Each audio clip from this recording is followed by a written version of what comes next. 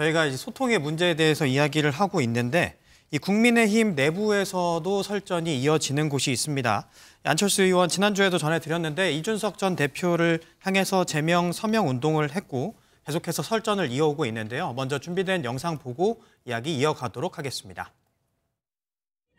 경찰청 차장 시절 2022년 1분기 통계만 보더라도 1년 전보다 강력범죄가 우리나라에서 70%가 늘었습니다. 정말로 자빠졌죠?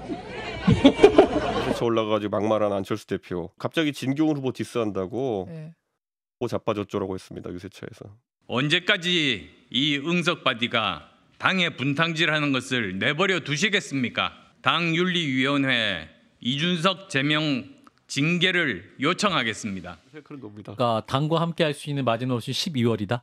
뭐 그런 표현보다는 당이 이기려면 변화를 꾀할 수 있는 마지노선이 12월이다. 12월 말이다. 저도 결심을 해야죠. 그러면 저는 그게 12월까지는 제 그 결심을 끝내야 된다고 생각합니다. 이준석 대표가 스스로가 탈당하지 않는 이상은 저는 이준석 대표한테 기회를 준다고 좀 판단됩니다. 아, 그래요? 네. 유승민 전 의원한테도? 그건 모르겠습니다. 네, 박정환 교수님, 사실은 뭐 이 얘기는 지난주에도 계속 있어 왔었고 사실 지난주에 안철수 의원이 기자회견을 했고 이준석 대표도 이어서 기자회견을 하지 않았습니까?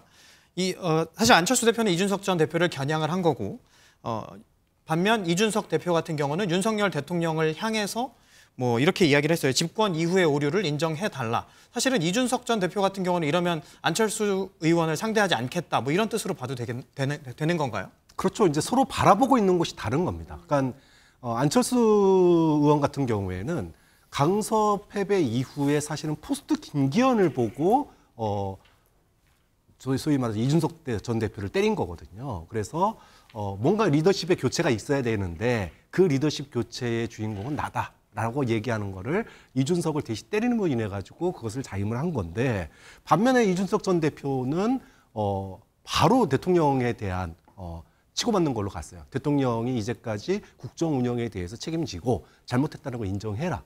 그렇게 얘기를 한 거거든요. 눈물의 기자회견을 또 했죠. 총선 이후를 보고 지금 얘기를 한 거예요. 어떻게 보면 총선을 보고 기자회견을 한 거니까 서로 마치 이제 둘이 싸우는 것처럼 보였지만 사실은 전혀 다른 것을 보고 지금 싸우고 있는 거다. 그런데 둘이 싸우는 이유는 공통입니다. 뭐냐? 지금 여권의 리더십 자체가 붕괴돼 있기 때문이에요. 그 이후의 리더십을 지금 소위 비윤계에서 내가 주도권을 장악하겠다라고 하는 그런 행보로 보이는 거고요. 이준석 전 대표로서는 뭐 지금 안철수 전 대표가 중요한 게 아니고 자칫하면은 뭐 당 만들어야 될 수도 있는 상황이기 때문에 굉장히 지금 뭐랄까 스텝을 밟고 있는 중이다 이렇게 봐야 되겠죠. 네, 지금 이준석 전 대표, 유승민 전 의원 신당 창당설 얘기가 조금씩 뭔가 좀 진전이 되는 듯한 모습인데요. 둘 다 지금 마지노선을 12월로 얘기하고 있단 말이죠. 이 12월이 왜 12월인지. 저는 그 12월로 잡은 것은 이제 물론 이제 총선이 이제 그 4월 달이니까 물리적인 시간을 창당을 해서 이제 그 후보를 공천하고 국민에게 정책을 알리고 하는 시간 그걸 이제 얘기했던 것도 있지만 또 하나는 여권의 반응을 보겠다는 거죠. 여권이 어떻게 공천 방향을 정하고 자기에 대해서 줄 듯 말 듯 하면서 공천을 줄 듯 말 듯 하면서 뭐 지금 자기의 이준석 전 대표 얘기를 한다면은 수도권 지지율이 25% 그러니까 갤럽 조사 25% 상황에서 날 보고 노원나라 가면 안 나가겠다. 지금 그런 뜻으로 저는 우회로 얘기를 하는 거예요. 그런데 그때까지 당의 지지율도 보고 그다음에 당이 나한테 얼마큼 진정성 있게 공천 방향성을 한번 하는가를 보고 그리고 이제 판단해서 12월이 지나면은 이제 물리적으로 말하자면 신당을 창당할 수 있는 시기가 안 돼요. 그러니까 그때까지 보겠다는 이제 그 두 가지 함의로 읽히는데 저는 중요한 건 이렇게 생각합니다. 지금 이준석 전 대표가 굉장히 지금 정무적으로 많은 그런 감각이 좋다는 그런 소리를 듣지 않습니까? 근데 내년 총선이요. 지금의 현행 소선거구제로 간다 그러면은 치열하게 양당 구조로 갈 수밖에 없고 지금 흔히들 뭔가 예측하지 않습니까? 대선 연장전이 될 것이다. 그러면 국민의힘이냐 아니면 민주당이냐 여야 중에 하나 선택하지 제3지대에 대한 선택지가 매우 협소하고 지금은 물론 뭐 갤럽 조사 보면 30% 가까운 중도 무당층이 잡혀요. 근데 저는 이게 한 달이 지날수록 5% 이상씩 줄어들어 갈 겁니다. 그러면 12월 달 가게 되면 더 말하자면 중도에 대한 그 무당층이 더 쪼그라들 테고 그런 상황에서 신당 창당을 하겠다. 그럼 어디로 뭐 지역 기반은 어디로 할 거냐, 세대 기반은 어디로 할 거냐, 그다음에 정책 기반은 어디로 할 거냐, 이 모든 것들이 그렇게 녹록지가 않아서 지금 이 전 대표가 하는 얘기는 빨리 공천에 대한 방향성을 보여주고 수도권 지지율을 회복할 수 있는 방안을 가시화시켜달라. 전 그 두 가지 얘기로 12월 창당설로 압박하는 것 아닌가 저는 그렇게 분석합니다. 네. 그래서 계속해서 나오는 게 이준석 전 대표가 헤어질 결심을 하고 있는 거 아니냐 이런 얘기가 나오는 건데 바로 아까 저희가 영상에서도 전해드렸지만 이용 국민의힘 의원이 이렇게 이야기를 했습니다.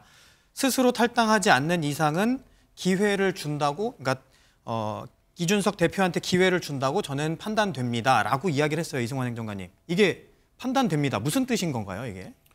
개인적 견해를 말씀하신 것 같고요. 이제 상계동을 다시 나가냐, 아니면 탈당하고 뭐 대구로 나가냐, 아니면 신당을 창당하냐, 뭐 이 정도 선택지를 가지고 얘기하는 것 같은데, 네. 저는 개인적으로 이준석 대표가 그 상계동과 그 상계동 주민들에게 했던 그 약속을 다시 한번 좀 살펴보기를 굉장히 바랍니다. 그리고 만약에 지금의 정치적 상황을 기준으로 다음번 총선을 판단해서 뭔가 액션을 취한다라고 하면은 굉장히 큰 오산이라고 생각합니다.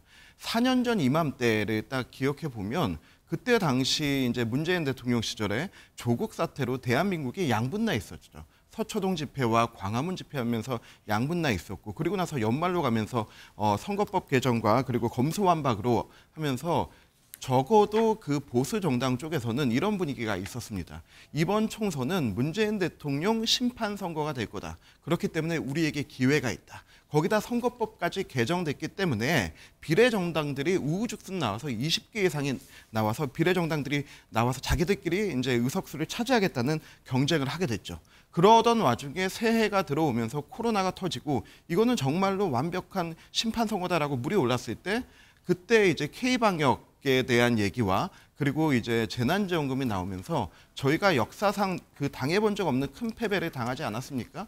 선거까지의 6개월의 시간은 굉장히 많은 시간이고 또 어떠한 정치적 역학관계가 일어날지 모릅니다. 저는 부디 이준석 대표나 우리 유승민 전 의원이나 이런 분들이 지금의 상황을 가지고 자신의 유불리를 따지는 정치가 아니라 좀 당 전체와 보수 진영 전체를 위한 그런 정치를 한번 그려봐 주기를 기대하고 있습니다. 네. 그렇다면 이준석 전 대표나 유승민 전 의원의 신당을 창당하게 된다면 이게 민주당 입장에서는 악재인가요, 호재인가요?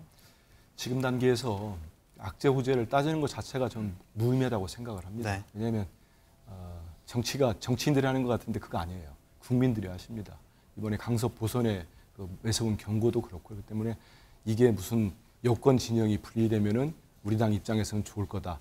이거는 하수 같고요. 최선을 다하는 수밖에 없다고 생각을 합니다. 다만 저는 이제 유승민 의원이나 전 의원이나 이준석 전 대표를 제가 옹호할 생각은 없습니다. 다른 당 사정이고.